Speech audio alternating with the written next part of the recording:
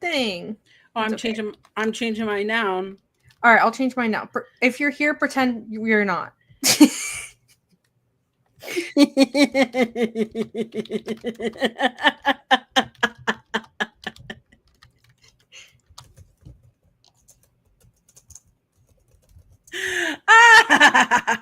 Okay. I have to tell you, the flavor of kiwi guava of Celsius, I bought a whole pack. Yeah. Good? It's so good. It's so good. And the thing that I like about the Celsius is that their PSI and their bubbles is not too big. So you're not like having big burps. You know what I mean? Yeah. The Monster energy drinks, for me, that's what happens. And see, the thing that I'm not a Monster hater, but most times when I have a Monster, I end up feeling like my teeth are going to fall out of my head. Because they're just so acidic. You know what I mean? Yeah, I agree. Well, guess what? Guess what today is? What? It's Wrestling Made Me Cry. Oh yeah. I was like, literally, my heart dropped for a little bit. I was like, okay, it's not anniversary, it's not birthday. What am I missing? I was like running through the dates. I was like, nope. But technically, according to Google, April 27th is National Gummy Bear Day. I am a gummy bear. I love a good gummy bear. I don't remember what company makes them, but have you ever had like a super sour gummy bear? So good. So good. So good. Good morning. Happy Sunday. Shout out to everybody who sat through that 2-minute. We went live unprepared and we didn't realize that we were unprepared. Listen, you're the producer on this, so it's not I am the producer. Isn't it crazy that of everybody to produce, Jeremy was like, "Yeah, you're fine. Yeah, you're fine. Have the keys to the kingdom. Have access to all of these." But you know what? It's okay. Mm-hmm. It is okay. But yeah, this is Wrestling Made Me Cry. It's a show where me and Collins come. We talk about wrestling that made us cry, and we missed last week because it was Easter. Yes. And Collins was doing fun things, including almost perishing in was it a Waffle House fire? A Chick-fil-A fire? What was it? I don't remember. Waffle House, considering the specs of everything. No, it was a Cheesecake Factory. So last week I was doing panel moderation for the SakuraCon here, which is the anime and Japanese convention. So they needed someone with a big, lovely voice to be on a little mic, do crowd control, do whatever. So that's what I was doing last weekend. And in the middle of one of the panels, I think the panel was Strange Anime for Strange People, we hear sirens go off. And I looked out the conference room windows, and we're next to like a bunch of hotels and stuff like that. And if you've been in downtown Seattle, across the street is the Cheesecake Factory.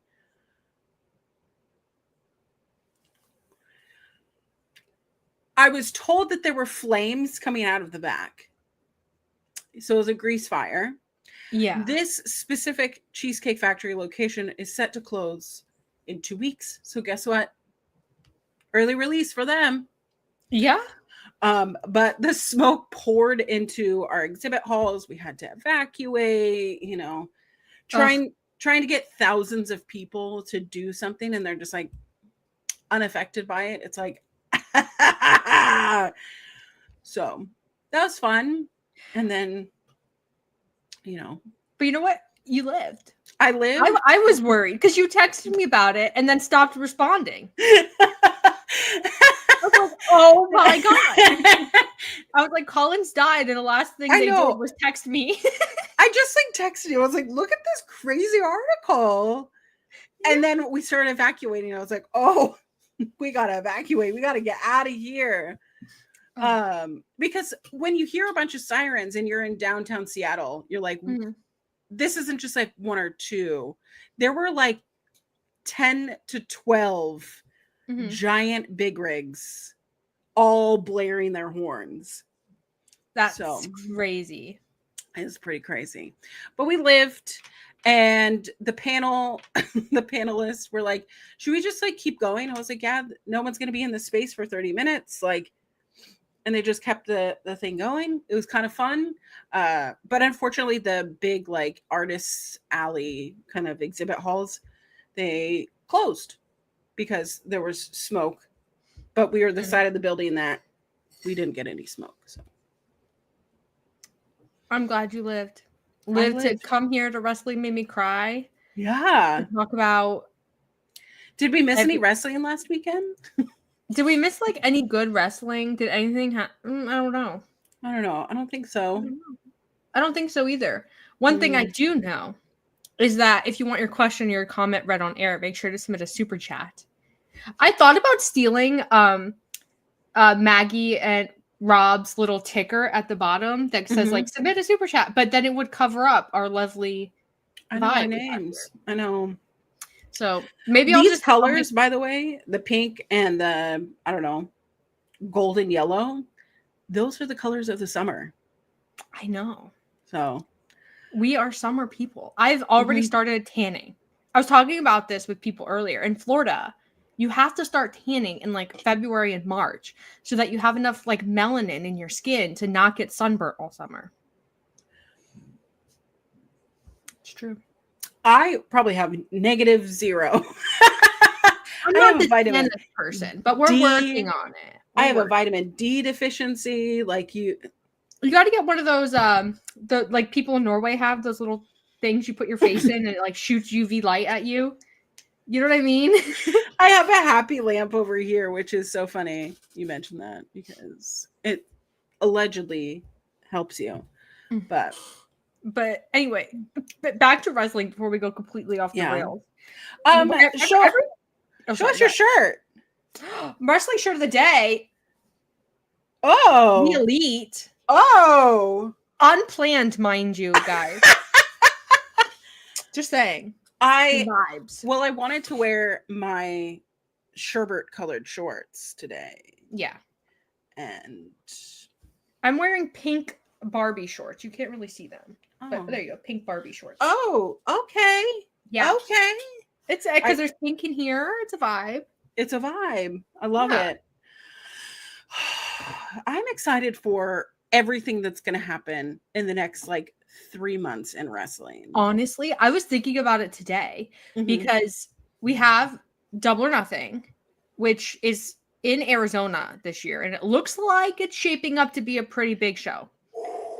It's going to be pretty good. And then we also have All In, Y'all In, if you will. I know you're trying to convince me to go now. No pressure, of course. But I did buy my flights this morning. No pressure.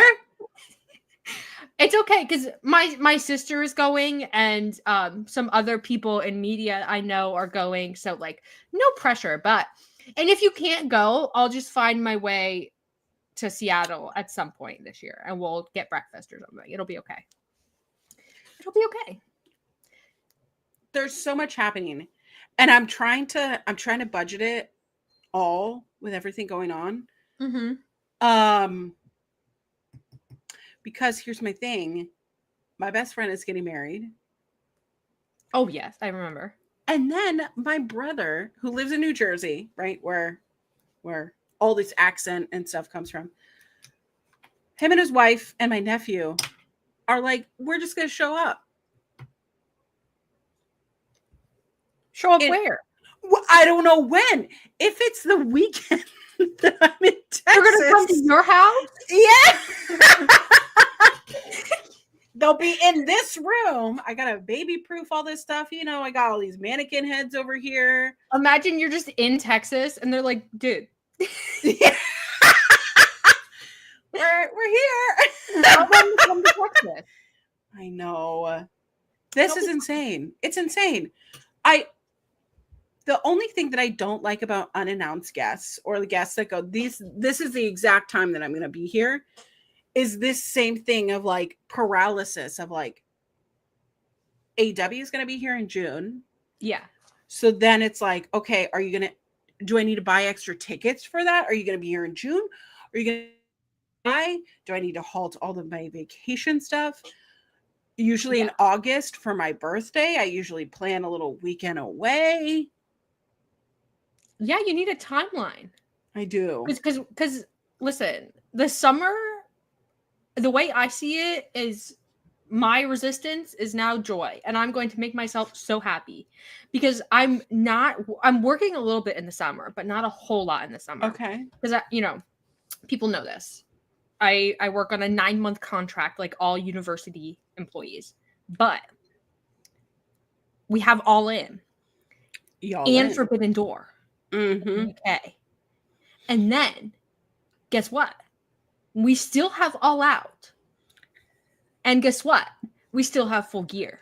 So AEW is on like this crazy run of TV, right? They've already had like, pay-per-view of the year contenders already this year. Right. But we're just like sprinting to the finish now with AEW. They are like firing on all cylinders. Some stuff isn't hitting as much for me, but the stuff that's hitting is hitting. And we'll talk about it. But I had a moment where I looked up the flights to Texas. Okay. And the prices went down. And the little tracker thing was telling me this is the lowest they're going to be. And I had a moment where I was like, it's going to be Omega versus Okada. Probably for the last time ever. Yeah. I have to be there. So I'm gonna be there. I am going to make it happen. But I'm also assuming that Moxley is going to lose the title at All In. Don't know to who. Probably, hopefully Ospreay. Fingers crossed for Ospreay. Chat, fingers crossed for Ospreay. Yeah. But it's going to be a good show. And AEW is just like in a really good place. Like the Owen Hart tournament, both of them, the men's and the women's, is going really well. They have so many stories flowing, about the titles, but also surrounding the titles and everything. And one thing for me that has really made this run of TV worthwhile is I'm still not a fan of the Death Riders, but I feel like they are better than they have been all year simply because they're no longer Trios champions, but they've added so many fresh faces to the story. Like we have the Opps. Right. So low key, I kind of love. The Young Bucks are still there, but we also have Swerve and Omega. And, probably soon Hangman, I'm guessing. And so I'm optimistic about the Death Riders. I don't know the Darby situation. Nobody knows. Because Darby is apparently on the mountain. People at the travel website, whatever, they took down the thing. But they did have a thing where, like, you could watch the people hike Mount Everest, like, through pictures that they took. But they apparently took down Darby's. Maybe too many people were looking at it. I don't know. But he was on the mountain. But apparently you have to live on the mountain for a little bit. So I don't know if he was living on the mountain or hiking the mountain. I don't know. But I would bet big money that they've abandoned the Darby plans. It just feels like they've abandoned the Darby plans. And maybe I'm just being dumb. Maybe I'm just being dumb. But I'm optimistic a little bit. A little bit optimistic. I don't know how to feel about it. I feel indifferent. I feel nothing. About Darby or the Death Riders or the whole shebang. And I don't feel like I should be feeling that way towards the main championship. Yeah. Because I am so enveloped in now the trio storyline and the tag storyline and the TNT and the TBS and the women. Like, I feel like every other title I have been focused on. Yeah. And And now I just don't feel connected to the main title. I don't know if that's on purpose or because I just am not interested. But yeah. Well, enveloped in is a thing. Yes, enveloped. Mm-hmm. Enveloped, if you will. I don't think that I think the Death Rider story is always going to be remembered as bad. Like a bad decision AEW made. They should have gotten rid of it before, all that kind of stuff. But I'm somewhat okay with it now because I know the matches we're going to get from it are going to be good. Like we have the 8-man tag on Wednesday, which Mark Briscoe's in.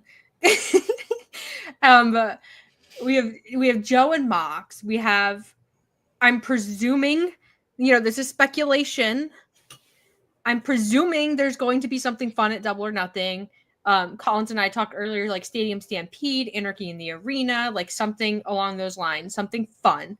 And it's just going to be crazy. But I'm optimistic about it, about not having the world title be the center point of AEW. Because I think that this story being so bad has let other stories kind of shine. Like fans are really okay with investing in other things a lot more. Mm-hmm. Especially both tournaments, which they were going to be good anyway, because look at the people that are in them. But I think people have, because that has been so mid and like not worth your time, the other things have become so much more worth your time. Mm-hmm. So I think people like Ospreay, people like Kyle Fletcher, Mercedes and Athena and Jamie and Chris, I think they've all really benefited from that. So should we have had a great world title and great everything else? Yes. But I'm cautiously optimistic. And I like the Opps. Yeah. I didn't like the Opps at first. I was like, that's a little strange. But I like them now. What did you think of Master P coming out on Dynamite? I thought it was so funny. They announced him, and I was like, okay, I somewhat get it. Mm-hmm. But then he was fine on the mic. He introduced the Opps, all the kind of stuff. And then Joe grabs Mox in like a hold, like a chokehold. And Master P is just taking shots at Jon Moxley. He's just punching him in the gut. For what reason? Yeah. For no reason. It was so funny. I will only appear on TV if I can punch Jon Moxley in the gut. Yeah. Same. Absolutely. Same. Absolutely. I thought it was so funny. He, I don't know if he added much to the story, but he was cool while he was there. It was funnier to me when the Young Bucks come out and Jon Moxley's he's mad at them because he doesn't want to be friends with the Young Bucks. Remember, guys. And Marina pulls him out of the ring. Yeah. Marina's like, no, don't do that. No. And Jon just goes with it. Yeah. I loved it. I loved it. For those who know, Master P had a small run in WCW during that time of WCW, 1999. So, those who know. It was funny, though. I will give it to him. Samoa Joe has taken this story and elevated it. Like, if anybody's going to save the Death Riders, like salvage the story, it is Samoa Joe. Mm-hmm. And I feel like he somewhat has. Because it seems like we're still going to do a Team AEW versus Team Losers story. Mm-hmm. And it's going to be Death Riders and Young Bucks. And then Team AEW. So the players they've got now for Team AEW, leaps and bounds above last time. Absolutely. We got Omega, we got Swerve, we got Joe. Presuming we're going to have Hangman, maybe even Eddie Kingston if he's back in time, which you need to speak because the beard is gone and he is training. Yo, him and Cesar Bononi be posting those videos on Instagram, and it is giving my little heart so much happiness. I need my partner back. That was my attempt at a. I'm hoping he's good. I don't know. his injury was pretty bad, yes. Sure. Yeah. But like we could do a Mercedes and bring him back a little bit early, not ready to wrestle, but he can get on the mic and he can cook Jon Moxley, right? What do you think their friendship is going to be like when he returns? I think Eddie Kingston is going to come back to AEW and he is going to be targeting Jon Moxley because he knows Jon Moxley is a loser. And there's so many things that he can point to. Jon Moxley having consistently the worst match on every pay-per-view of the last 8 months. Jon Moxley letting Marina Shafir carry around his world title belt in a briefcase and boss him around. Jon Moxley running from all competition, seemingly. Mm-hmm. And anytime he's remotely threatened, he runs through the crowd. Jon Moxley relying on Claudio to take care of the people who want to challenge Jon Moxley. There's so many things. And I think Eddie's going to come back because you just know he's going to come back fired up. I think he's going to come back. He's going to get on a mic and he's going to go on a tirade. And it's going to be That's all I need. Level. That's all I need. That's all AEW needs at the end of the day. They're like building the strong opposition to the Death Riders, this like collection of baby faces. Yeah. And anybody who joins that babyface group is going to be immediately elevated because fans want to see the Death Riders go away. So whoever makes them go away is set for life. And if it's Eddie, it's Eddie. If it's Kenny, Swerve, Hangman. The list goes on and on. This is hilarious. I need to know currently who are the best promo in AEW? Currently? Top 5. Yeah. MVP. Toni Storm. Oh, that's so hard. Because I want to say Mercedes. But then do I think that Mercedes is better than like Tony Schiavone or Christian Cage? Christian Cage, probably. Adam Copeland, which... Yes. Yeah, so Toni Storm, MVP, Mercedes Mone, Copeland. Okay. I would pick Copeland over Christian right now, at least. Okay. And it's people who are active, not people who are injured. Mm-hmm. Is it completely unhinged if I say Dax Harwood? Is it like completely wrong? No, you can choose whomever you want. Maybe Dax. Maybe Willow. I love a Willow promo. I love a Willow promo. I think maybe Willow. But I think MVP and Tony are solid number ones. Mm-hmm. Oh, no. Now I'm like second guessing myself. Who do you think are the top 5? Okay. Just in AEW. Yeah. Toni Storm. Mm-hmm. Okay. Mm-hmm. MVP, great answer.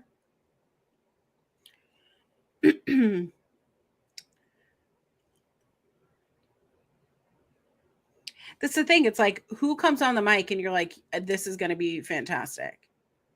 Yeah. Tony and MVP are just so leaps and bounds above. I love a Christian Cage because there's nothing that man can do that I would hate him. I love Christian Cage. I'm sorry. I love everything he does.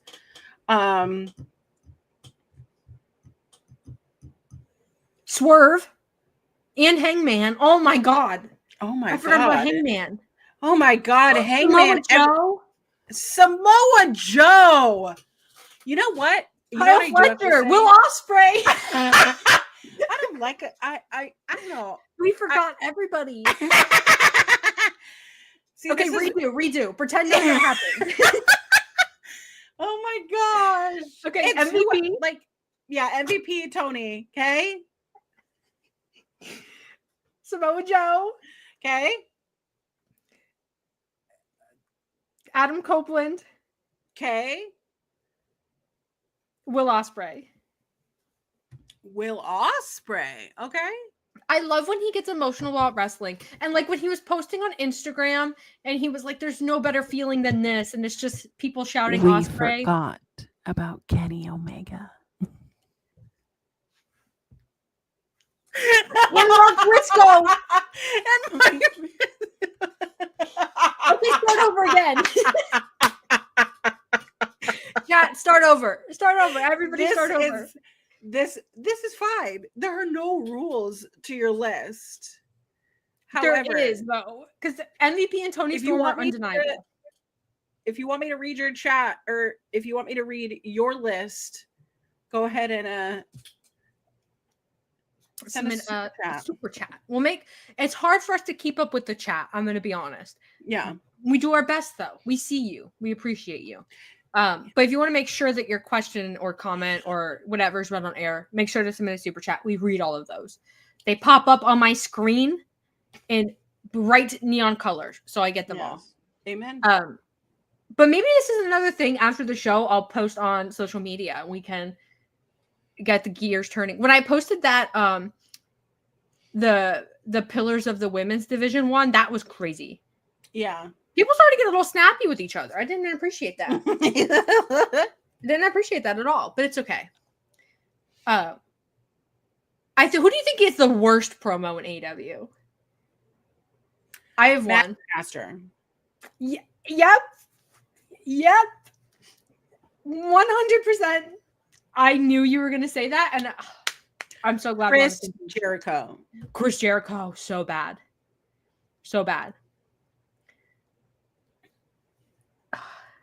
I'm glad Chris Jericho did his little tantrum and ran away.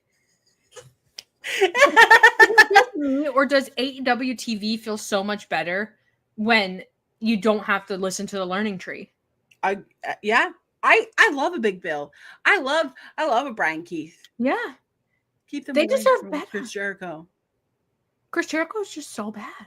Mm-hmm. But AEW's hot streak is so much better now that he's not there. Agreed.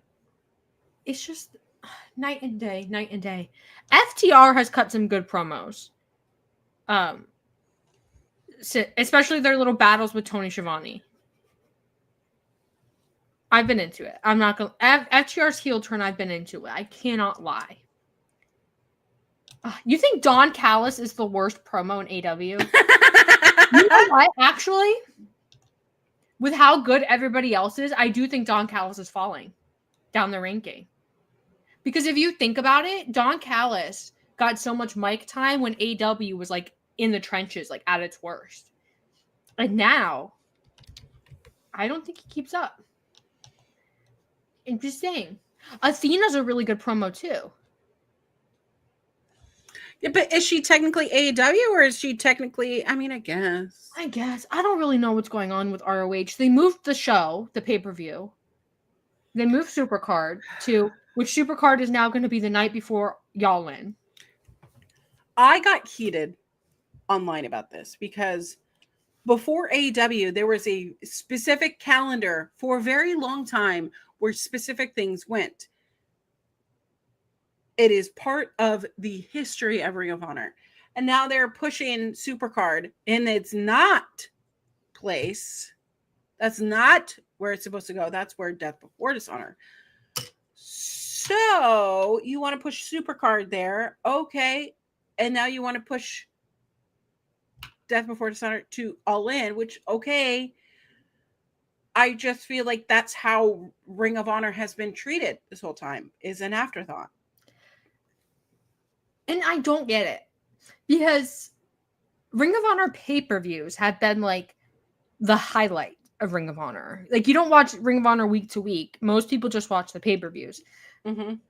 So I don't know. I'm assuming they're going to put on a good show for Supercard because it's the night before Y'all In and people are going to be in town. They might as well just go see Ring of Honor. I'm assuming it'll be a good show. But I don't know how they're going to get there. Because I'm also assuming that Athena's going to be wrestling it All In. So if you take Athena off the table, and because she's probably still going to be Ring of Honor Women's World Champion by then, because she's not going to have a pay-per-view to lose the title in the interim. Yeah. So Ring of Honor, I mean, you have a strong world champion. You have a strong pure champion. You could probably get something cooking with them. But they also, I don't know. It's going to be interesting. Because they did yank Athena out of Ring of Honor. And, like, Lee Moriarty's been excellent. Though we're going to have the new women's title. The world, I mean, you have a strong world champion, but there's nothing. You know what I mean? Like, Chris Jericho lost the title in, like, I'm just really irritated that your TV and your world for Ring of Honor have been fought multiple times on non-Ring of Honor television and also changed hands on non-Ring of Honor television. You have, like, I get that specifically that some of these builds could not wait, right? We could not wait until next week, 2 weeks from now. Yeah. Right? I get that the Battle of Super Juniors are there. I get that Fozzie's going on tour this time. However, you didn't need to put the titles on them then. That's true. I don't get it. But it's... Ring of Honor just needs to have, like, its own identity, essentially. Yeah. Mm-hmm. And if it's going to be the NXT where you call people up into AEW, they can't be the women's world champion when you do that. I think that's abundantly clear. The one storyline that has held Ring of Honor afloat for the last year and a half. Yeah.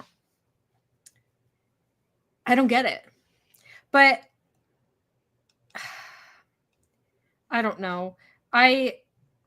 I'm glad that Athena is in AEW because she got to do the Owen Hart tournament, and we have this feud with Mercedes, which I'm assuming they're going to do more with. Fingers crossed, chat. But Ring of Honor just needs a reset, and I thought that the women's pure title was going to be the reset, that they were going to sign some new people, get something going, sign some people off the indies, perhaps bring in some talent from Japan, make it really fun. I don't know though.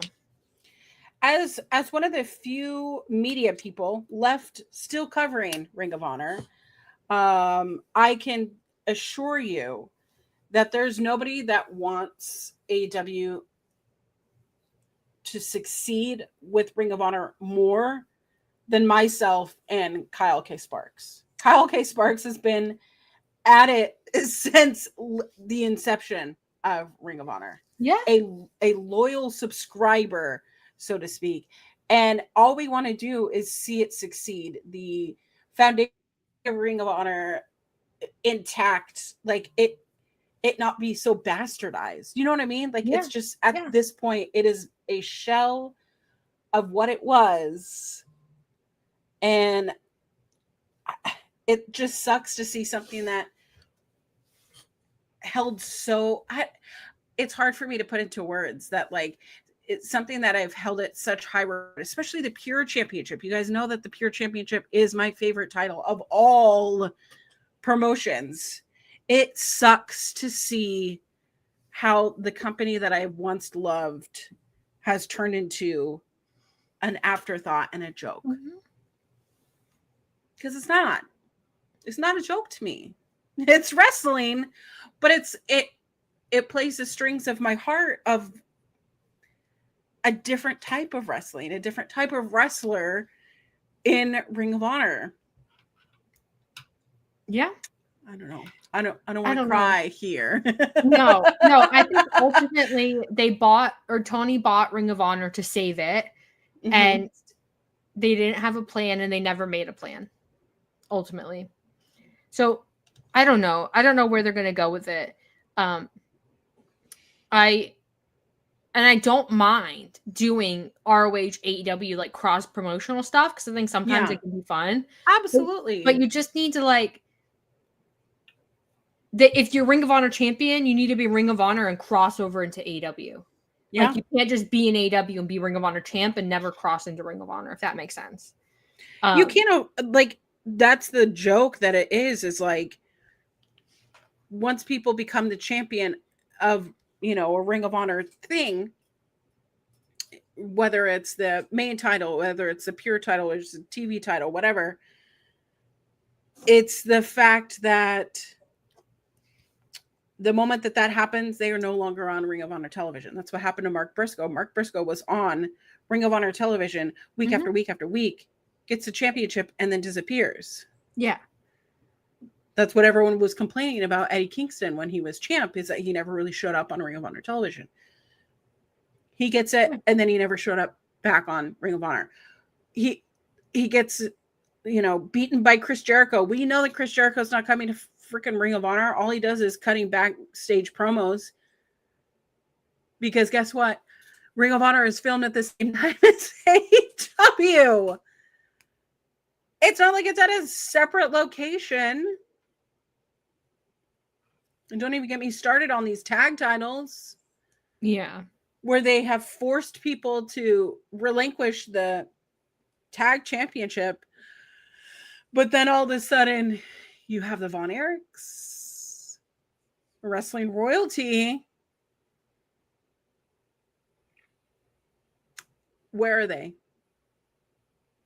Tagging with the Outrunners, who the Outrunners are only being used in Ring of Honor so that they can shoot to superstardom on AEW television. Yeah. And if they want Ring of Honor to be a farm promotion for AEW, say that. Yeah. And act like it is. And then, because, like, I have no problem if that's what they want it to be, and investing in those stories, because I know that the people I like are going to shine and will do great things in AEW. Absolutely. Like, that was part of the appeal of Black and Gold NXT, was like, you're rooting for these underdogs. And I have no problem with that, if that's what they want to do. But they're not acting like that's what they want to do, is the problem. So I don't know, but ultimately it sucks, I think, more because AEW is doing so well. And AEW has brought back a lot of people. Like, Joe is back, and Shibata is back. Jamie Hayter is back, and Penelope, and Trent. And it's... I love Penelope with... Oh, where did my voice go?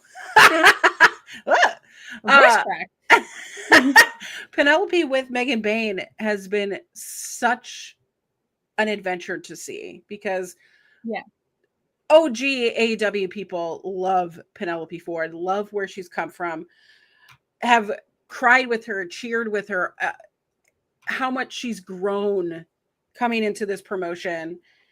And every time we see her do something great, do something awesome, be included on something, I go, yes, because she looks like someone that belongs on television. There's no doubt about that. Megan Bayne looks like someone who belongs on television.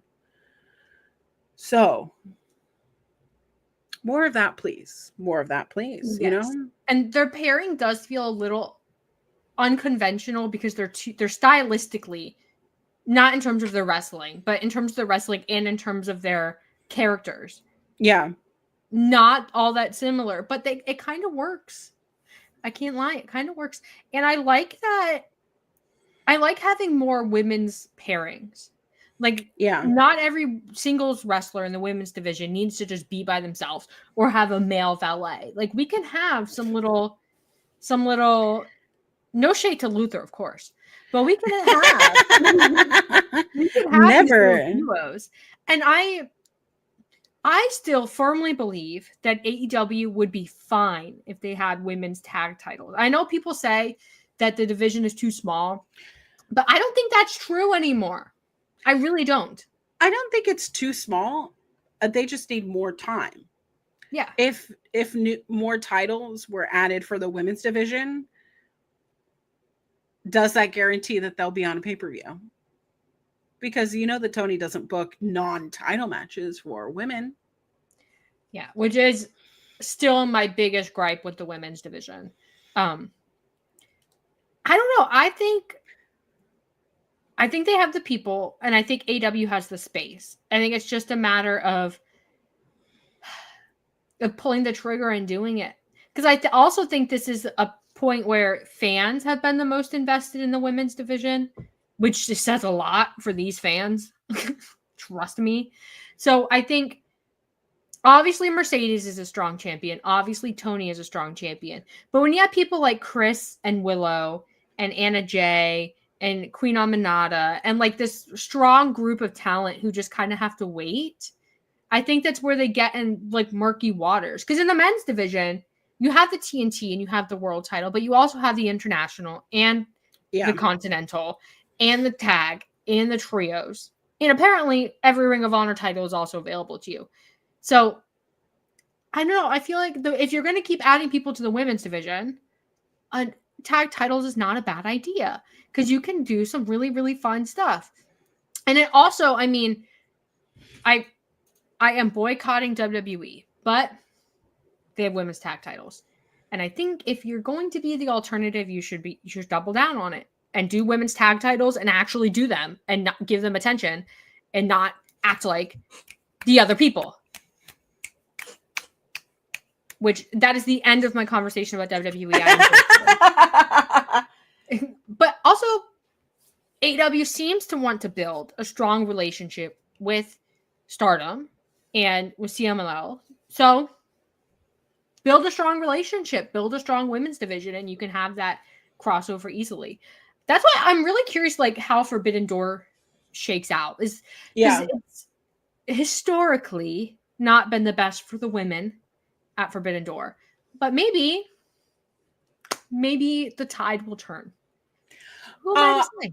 I have very much enjoyed the CMLL guys infiltrating Ring of Honor. I saw a comment of like, oh, more lucha. I'm going to say till I'm blue in the face, Lucha Libre is the foundation of Ring of Honor. Go back to your first year of Ring of Honor, and there is your Lucha Libre. Literally bringing in some of those old guys. They're in their 50s, and they're moving around like the 20-somethings and the 30-somethings. Yeah. They are just massive, and that's what I love. I absolutely love seeing some of these guys. It's like, you kind of get familiar once you kind of see them a little bit more.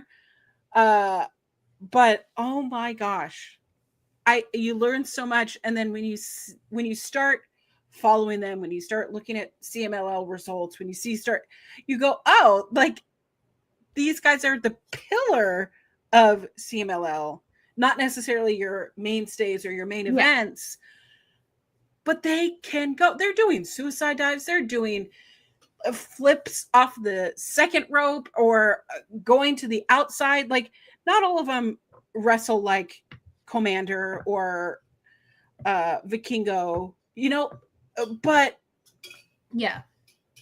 they're good. They go. Yeah. So, and sorry, go ahead. I was just going to say, if you have a Ring of Honor subscription, go back and watch, I think it's episode 104, 105. And it's literally just CMLL versus Ring of Honor. It's fantastic. I've really been enjoying not just Ring of Honor having more lucha, but AEW as well. And there's going to be some crazy lucha stuff for the Texas show, Supercard and All In, because of course there is. I'm so excited for it though, because I love lucha, and I feel like sometimes when lucha wrestlers come to the US, especially the big promotions, they kind of have to tone down some, but they're not doing that so far in CMLL ROH or in AEW, the lucha people that they brought in.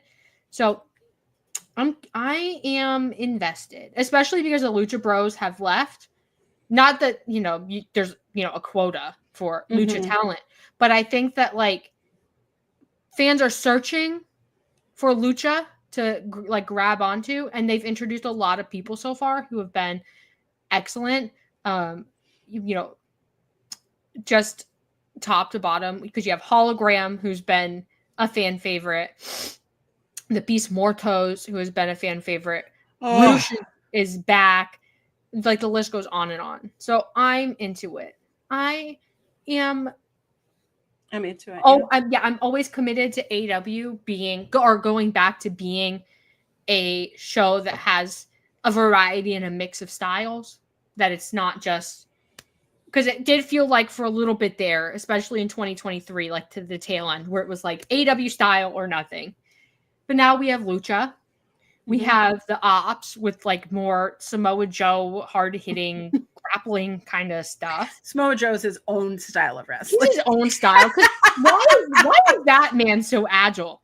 Okay, you ever just watch compilation videos on YouTube of specific wrestlers and you're like, you know what, I need to be reintroduced with TNA Samoa Joe. Oh my God. Ring of Honor Samoa Joe. That man.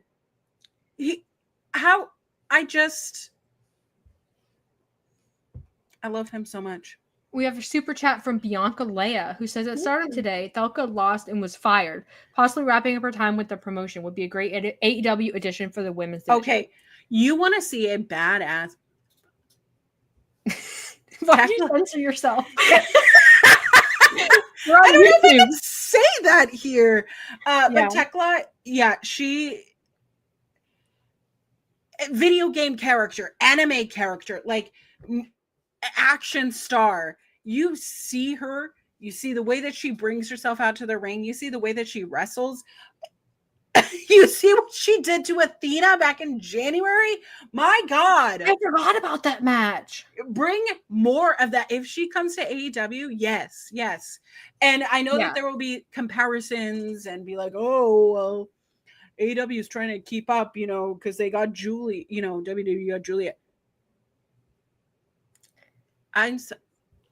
We don't have quotas. We don't have quotas. This is not a competition. Yeah. It's all or nothing because imagine Tekla versus Athena versus Mercedes versus Megan Bayne, versus Chris Statlander, I thought you were building like a crazy multi-woman match. I was like, I don't know where this is going to happen, but I'm invested. Okay, that would be incredible, though. It would. I hate a four-corner survival match for Ring of Honor because they're always so messy, and it's always just like, oh, we have four people, let's just put them together. But if it's intentional and they're all meant to be there, and okay, let's do it. Let's go. Yeah. I'm invested. Thank you for the super chat, by the way. By the way, speaking of Lucha, AEW Grand Slam at Arena Mexico sold out.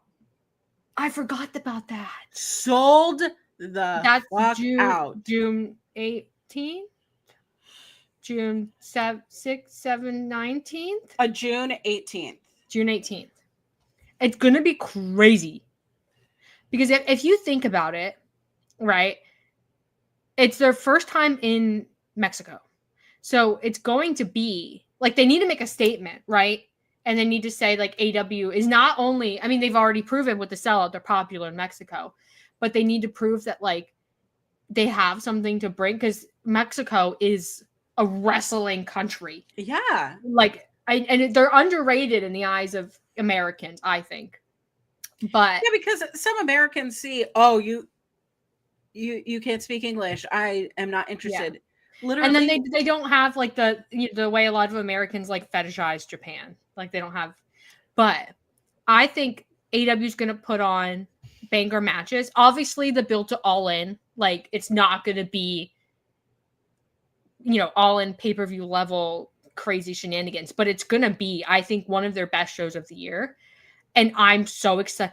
Obviously, you have to put out the Young Bucks as heels in Mexico. You have to do it. You need to give Kenny Omega a Lucha opponent. I don't know who it would be, but you need to do it. And it needs to be a good match, and they need to have significant time. You just have to. Oh, yeah, I totally forgot.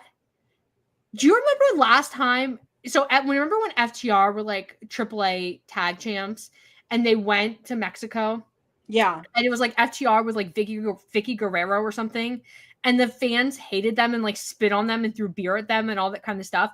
FTR are heels again. You can't bring FTR. They're going to get destroyed. I love Mexican wrestling fans. They just go like balls to the wall, insane. I dig it. But so how many so it sold out. How many tickets is that? Because I don't know how big the arena is. Let me pull up WrestleTix. I was about to say, I'm just looking at the Fightful report. So, I can pull up WrestleTix. Hold on. I am venturing into the hell site, formerly known as Twitter, to go to WrestleTix. Okay. See. It says current available tickets is 1,765. Yeah. WrestleTix, I need you to give me like a total setup number here, big guy. Yeah. Lucha Blog says 8,174 pesos is the highest ticket price in the history of wrestling events at Arena Mexico. And they're still selling out like crazy. That's crazy.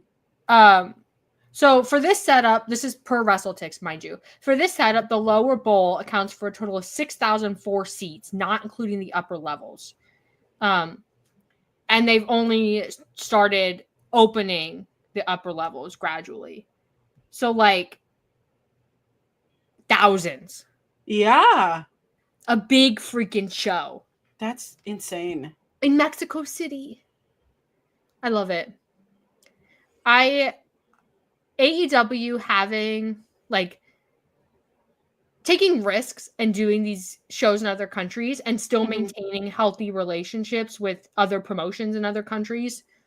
This is the wrestling I want. This is the kind of environment I want. All I need is the abolition of no compete clauses and higher pay, and we have the ideal working environment in wrestling. Yeah. Mm-hmm. I think workers should be able to work wherever they want, whenever they want. And for some reason, that is always controversial when I say it, but I think it's true. But anyway, AEW in Mexico it's April 27th, so like 6 weeks or so, a little bit more than 6 weeks, something like that. And then immediately a month later, they have the Ring of Honor show and All In. And then in August, Forbidden Door in the UK. And then All Out, which I don't know if they've announced anything for All Out yet. I don't think so. We are like, so many. And here's the thing. I think international markets are proving they want wrestling, whether it's WWE, AEW, whatever promotion, New Japan, when they can get there. I think because those UK shows I was seeing, they're alive and well. Yeah. International fans want to come out, and they are showing out. Yeah, isn't AEW also doing a TV taping in Scotland before Forbidden Door? I think so. Insane. I love it. Wrestling is in such a renaissance period, and I know it doesn't feel like it because Glasgow, Scotland, for a Collision and a Dynamite. I love that. It feels like we're in a renaissance for wrestling in the sense that there's now more than ever, like in the last 30 years, a really viable, thriving wrestling economy outside of the promotion that shall not be named. And I'm just so into it. And I also think it's very interesting because obviously with social media and the internet, fans have more access to these international promotions than before. Like obviously you used to have tapes and DVDs and all that kind of stuff, but it just feels so much more interconnected now. And even if fans don't watch like New Japan or Stardom or, TJPW or CMLL or, all these other promotions, they have like somewhat of an awareness of who the stars of those promotions are simply because of social media. And I think that has really worked to AEW's benefit. Right. And AEW is so back. Knock on wood. Oh, are you saying that like every show? But like, I really mean it now. I mean it this time, guys. I mean it. Because Chris Jericho's gone. Yeah. Jon Moxley's tolerable. Kenny Omega's back. Swerve and Hangman are circling around each other. Am I into MJF and the Hurt Syndicate? No. But I do like Bobby Lashley. Okay. I wanted to ask you, did you have any doubts that Bobby Lashley was not going to steal the car? I knew he was going to steal that car. Bobby Lashley, there's no way you're going to sway Bobby Lashley. First of all, it's an ugly car. It is an ugly ass car. Horrible, ugly car. It's like this far off the ground, and Bobby Lashley is a giant man. You want him to bend down like that all the time? No. And it was just a stupid plan. MJF is just stupid at the end of the day. His insistence on being part of the Hurt Syndicate. And then immediately after, he has that little confrontation with Hangman, and he admits basically that he's using the Hurt Syndicate to get to the world title. And Bobby, are you listening? Oh, MVP, are you listening? Shelton's never. You know he's got eyes and ears. That man is powerful. Yeah, I was like, buddy, MJF does not belong in the Hurt Syndicate for some obvious reasons, and then also some, personality reasons. And Bobby Lashley is the only one who seems to notice this. In my head, though, in like my headcanon of the story, I think MVP is toying with MJF. I think he's toying with him and stringing him along like MJF is a little boy, and he's going to publicly embarrass MJF. They're finally going to agree to let him in, and then MVP's going to be like, oh my God, you really thought we would let you in? Like the mean girls they are, they hurt people. They're going to hurt MJF emotionally and physically. And that's how I think it's going to end up going. But I don't think it's MVP MJF. I think Bobby Lashley is maybe going to have a match with MJF, or it's going to be the Hurt Syndicate as the tag champs versus MJF plus friend. He had friend. Wardlow, I guess, because you think about all the friends MJF has had in his lifetime. It's FTR, Wardlow, Adam Cole, CM Punk. Who else has he been friends with, guys? Nobody. I mean, he's done business with people, but he is like friends. So I guess unless he brings in a new friend and he just finds it, or he does business with Don Callis. MJF does not have a good track record of friendship. He doesn't scream friendship. He doesn't. But I mean, maybe he can do business with like Don Callis or Roosh and buy a friend. You ever bought a friend? No. I have a good personality and no money, so. Put that on a shirt. I don't need to buy personality, no money.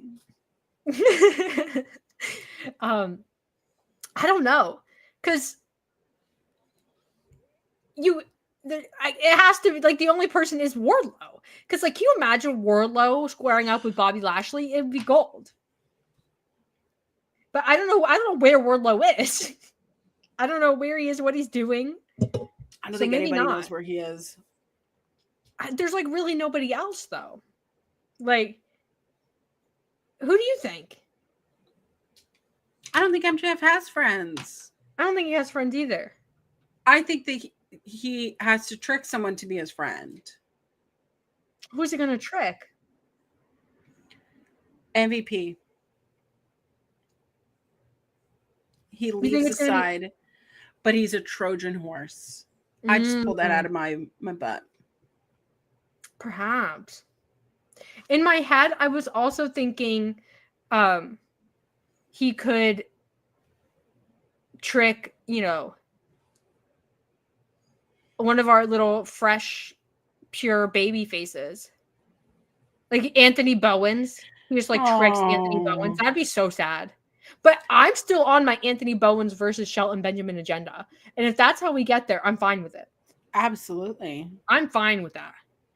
But I could see it being Bobby versus MJF, where Bobby's like, if you beat me, you can get in. And then but the idea of MJF beating Bobby Lashley makes me sick to my stomach. I can't lie. I can't lie. I don't want MJF to be part of the Hurt Syndicate. Like, my enjoyment of the Hurt Syndicate would drop dramatically. The only way I want the story to end is if they all point and laugh at MJF and make him feel bad about himself. Loser, you thought you were really going to play with us? That's all I want. Playground bullying. Because all MJF does is playground bullying. So he needs to be bullied. I agree. Yeah, that's all I want. And then you have Adam Cole, who's TNT champion. Baby. So you got to believe that that's somewhat weighing on MJF. Like that all his friends are successful and he's not. You just know that he's crying about it. He's in his bed at night with his teddy bear, sobbing in his teddy pajamas. You just know it's what's happening. What is the name? Paragon? Yeah, Paragon. Have you heard the theme? It's very good. I very much like it. The name Paragon is just so bad, though. I mean, it just sounds like something origami. You know what I mean? I also thought Pinnacle was bad. I can't lie. You remember the Pinnacle? I also thought Pinnacle was bad. But then again, I also thought Death Triangle was really bad. I love Death Triangle. We are the Death Triangle. I was because there's 3 of you that's as creative as you got. Okay, well, what would your tag team name be? I don't know. Who's with me? Who am I with? Me. It's me and you? Mm-hmm. What's our vibe? Are we heels? Are we baby faces? You tell me, are we heels or baby faces? I think I would be a baby face. Mainly because if I tried to act like I was Pac or Bobby Lashley or someone like that, I would just laugh the whole time. Are you saying that I would be a heel? I thought we were a tag team. But you just said you. Well, okay. Well, heels have more fun. Okay. They Chat thinks we would be heels too. Yeah. Look, listen, you can't be a heel and be crying. So I think baby faces for sure, right? Because we cry. But then I wouldn't be able to. I'm such a hater. My promos would be so mean. Yeah. But you think people would like it? If we put me in a ring with Don Callis, I will make him retire. See, then we would be solidified in the Babyface Hall of Fame. We really would. Mm-hmm. That's our superpower. We're haters and we're mean, but we're mean to the people that nobody likes, and that way they continue to like us more. And then if we ever do turn heel, it's an even bigger betrayal. Okay. I like where this is going. Let's workshop. We're I don't know who we're feuding with. I guess we're feuding with the Hurt Syndicate. We're feuding with MJF. Just MJF, our whole career. Mm-hmm. And Don Callis. And Don Callis. We got a hit list. Max Caster's on there. There's probably a lot of people on there for being real.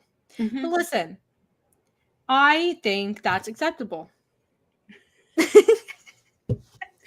This is the funniest show ever. So thank you for humoring me.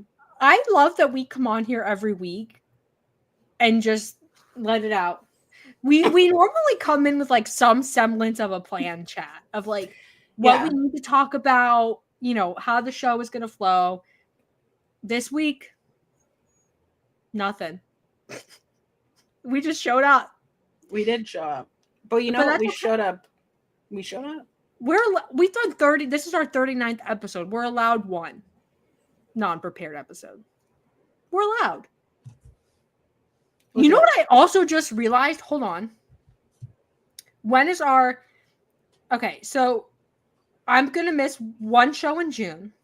Okay. I'll be out of town for work. Okay. I think that's the 15th. So let's see. Okay. So we have 40, 41, 2, 3, 4, 5, 6, 7, 8, 9, 11 weeks until our 50th episode. So we have, hold on, May 4th, the 11th, the 18th. Okay. June 1st, June 8th, June 22nd, June 29th, July 6th, July 13th, I won't be here because I'm traveling. July 20th, July 27th, August 3rd. August 3rd, 50th episode.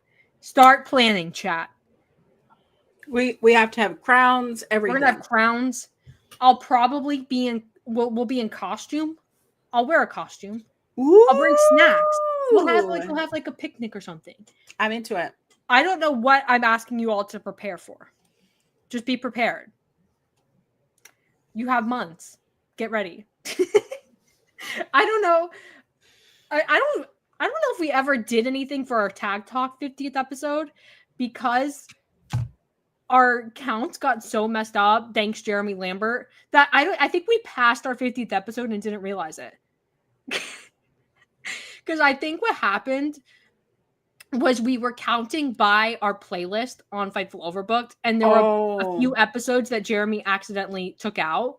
Okay. And so I think we passed our episode, but this time we're prepared. We know. So 50th episode, I don't know what we're going to do, but it's going to be a good time, and you all should be prepared. The fact that we've made it 39 episodes is kind of crazy. It is. This little dream of a show. I just unplugged my phone charger, y'all. How dare you? I know. It's crazy. Some podcasts don't even make it to like episode 5, guys. So 5 guys. Haha. But listen, if there's one thing me and Collins have in common, it's yappability. If there's one thing we do really well. You're saying you're not a yapper? You are a yapper. Me, yeah. That was on my report cards in elementary school. You know what was on my report cards? It was always like, she's such a helping hand with students in need. And you know why? It's because they would always put the bad kids next to me. So I would just be like, you know, like in elementary school, you have like the tables. It would just be me and the bad kids. And they were like, we're hoping you could be a good influence. Well, who said I wanted to influence them? They can be bad and I'll be mean. Get away. I mean, I got pleasure to have in class. Often gets distracted. That's why we're so good at podcasts. Our friends at our local establishment. Go subscribe, all of you in chat. Also, Mike says you guys definitely yap. Listen. This and yap. Yeah. Okay. We have done 39 episodes based solely on our ability to yap. Exactly. Well, from the get-go, you all knew what you were getting yourself into, especially Mike. You've been here since like episode 1. You know. We spent 7 minutes yapping about the fact that essentially we weren't prepared because Collins almost died in a Cheesecake Factory. You said like I was in the Cheesecake Factory. I was in the building next to it that got evacuated. I thought. You texted me a picture of a fire truck, and you said we're being evacuated. I said, "Oh, okay. I should be prepared then." I love it though. I love it. Do you want to do your final thoughts and your plugs before this goes completely off the rails and we get banned? So we're gonna meet at the Cheesecake Factory. The one that's not on fire.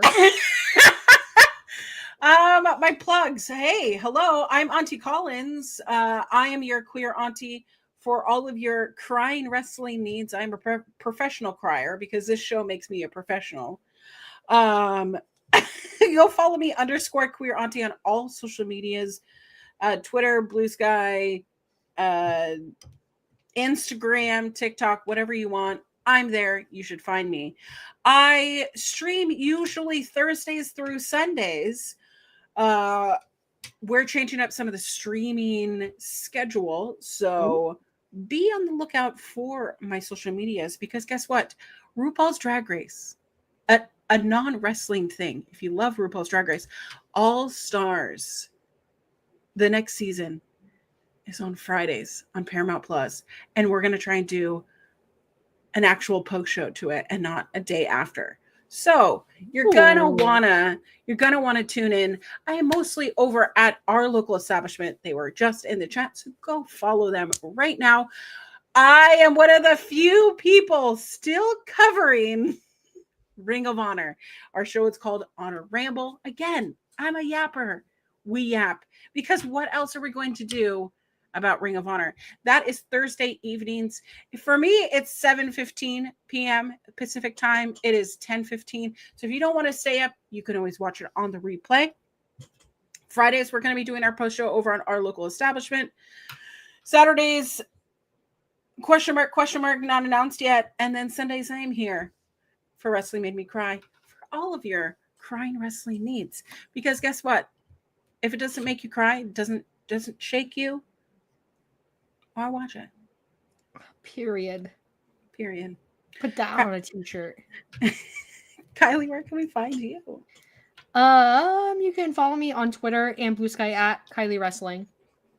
I'm more active on Blue Sky, but I'm doing my best to remember that I have a Twitter account. Okay, so Twitter and Blue Sky at Kylie Wrestling. This is Wrestling Made Me Cry. It's a show where me and Collins come and we talk about things in wrestling that made us cry, and we have a good time doing it. So we're live every Sunday at noon Eastern, rounds about noon Eastern on Fightful Overbooked. This is Fightful Overbooked. It's a channel that has a million things on it. Wrestling content, non-wrestling content. It's essentially a wasteland of, but we're just here and we're just doing whatever we want on Fightful Overbooked. It's the Wild West. But you know what? Rob and Maggie, coexisting with Rob and Maggie is really fun. In the Weeds, if you need like your wrestling news more often type stuff, there's In the Weeds. There's non-wrestling content. Shows come up all the time. It's great. Fightful Overbooked is, in my opinion, our little bubble of some of the best podcasts in all of the world, I think. Mm-hmm. So make sure when we're done here, you go to Fightful Overbooked, you subscribe, and you go to the playlist tab, and you go watch other things, and you find what you like, and you support people on Fightful Overbooked because everybody here is such a hard worker. Not that the main channel, they're not hard workers, but Fightful Overbooked, we're a different breed over here. We are haters, we are motivators, and we are celebrators. Mm-hmm. Period. Put that on a t-shirt. But Wrestling Made Me Cry every Sunday, noon Eastern, 9 Pacific, 5 p.m. British Standard, 11 a.m. Central, 10 a.m. Mountain, midnight Australian. I don't know the rest of them. I'm learning. The fact that you went that far. I'm always here to help you. I'm always here. But yes, noon Eastern, whatever that is relative to your time zone. And if you're watching us on the replay, hi, thank you for watching us. Make sure to like and comment your thoughts and your feelings and your emotions. And we're still here. We're not like AI robots that are only here for now. We exist after the show. So you can still engage with us on social media or in the comments or wherever you want to go. I did post on Blue Sky and I'll post it on Twitter, our top 5 promo question of the day. And there's already a couple comments that are mad I didn't put MJF on the list. Boo! Here's So- an MJF promo. I'm a scumbag. You smell. You smell. Peace This out. city sucks. It's not Long Island. Long Island sucks, though. I've been to Long Island, and it sucks. I'm sorry if you're from Long Island. I'm not. You can claim that. I'm a Floridian. We're not allowed to make fun of people from New York. We have a state rivalry. So I keep my mouth shut. Listen, as someone who lived in New York and New Jersey, knowing that I'm from New Jersey, I get it.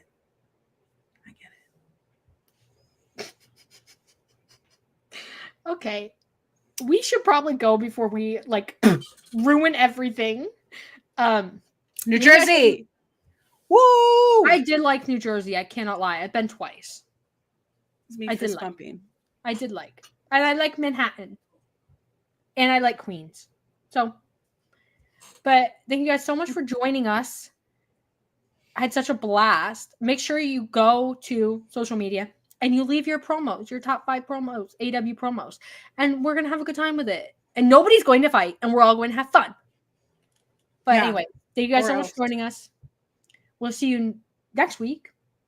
Same time, 12 p.m. Eastern, Fightful Overbooked. And we'll talk more wrestling. And we'll have a good time with it. And that's all.